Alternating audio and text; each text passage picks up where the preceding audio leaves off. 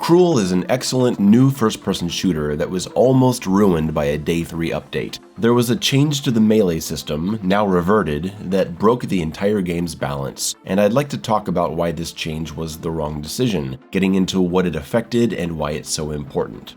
I've decided to cover the game this way instead of doing a traditional review because I find it more interesting to talk about the systems it's built on rather than getting into things like graphics and music and stuff. That's all really cool, but this gives me a better story to tell, and it gives you a look into the QA/design consulting direction my career has taken over the past couple years.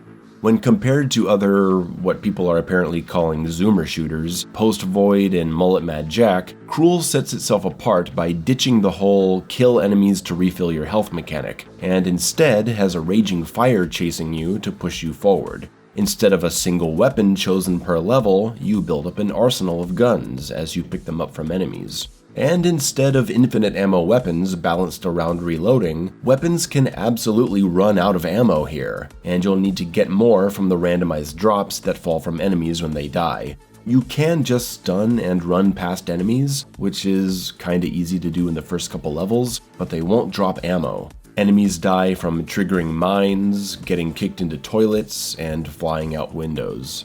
There are also melee weapons that can be used for an insta-kill, throwing them across the room: axes, bats, and metal rods. If you hold on to your healing items, the soda cans, you can use them to purchase upgrades for your run, like increased ammo capacity, healing from headshots, getting a super kick if you rack up a 10-hit combo. And if you don't like your choices, you can spend another soda can to reroll your options. So you've got this really cool incentive to play smart and preserve your health, so you can save those soda cans and get the best upgrades possible.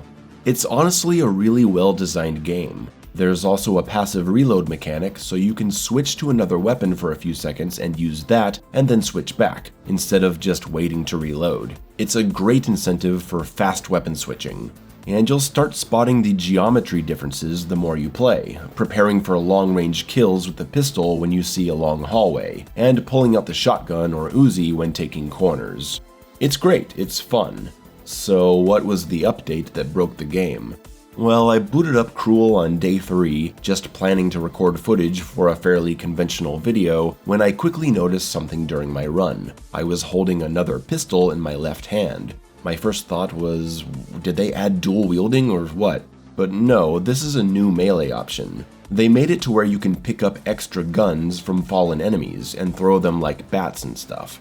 It's not a guaranteed insta-kill, but it might as well be because all you gotta do is throw it at their heads and they die.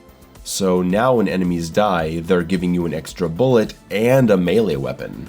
I was bewildered. Why would they do this? My assumption was that people were complaining the game was too hard, so they gave them this new option. The reality is that it was done to help with the no guns mode you unlock after beating the game. The developer thought it was a cool addition, it was fun, so he applied it to the main campaign too. But he hadn't considered how this would utterly wreck every bit of the foundation his game was built on. You might see this and think, what's the big deal? Sounds like a cool new option. Well, let's look at everything this actually affects. Number 1, the special function of throwable melee has been diminished because it's no longer an interesting decision of who you're going to use it against, because you always have one now. Number 2, since you're able to kill so many more enemies with free melee tosses, you're not using nearly as much ammo as you were before, so you're saving ammo while still gaining more ammo from the corpses. This has a profound effect on the game balance in several ways. The upgrade to get more ammo from pickups is now completely useless. You can abuse one weapon the whole time because you're firing less and it never runs out of ammo. You're reloading your weapons far less frequently, which de-emphasizes the importance of the passive reload mechanic, which is supposed to be incentivizing weapon variety. And since you have so much more ammo than you're supposed to, accuracy has been thrown out the window. Who cares about making your shots count? Just melee everyone for free, and spam guns in a mindless panic whenever you're in a bad situation, ammo be damned.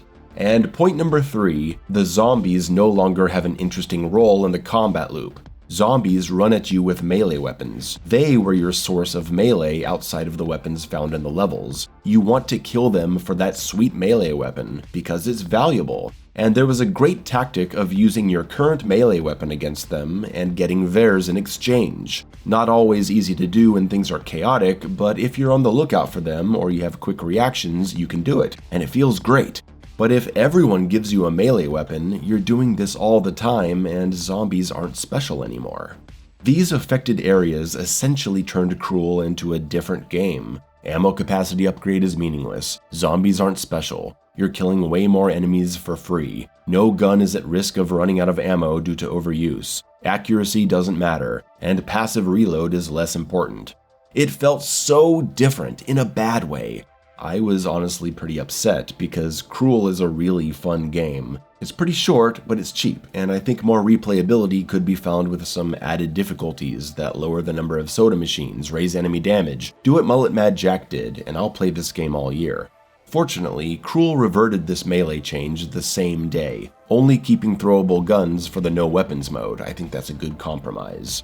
Anyway, I hope you enjoyed this look at Cruel through a gameplay design perspective, and you can see how one simple change can have a huge effect on the systems and even the philosophy your game is built on. I definitely recommend it, though I'm hoping to see some additions. I want to see more mechanics involving the combo meter, I'd like to see some kind of scoring system, level timers, all that stuff. Check it out, it's pretty cool. It's pretty cruel. What? Oh, shut up! Give me a break. Fuck you! Fuck you!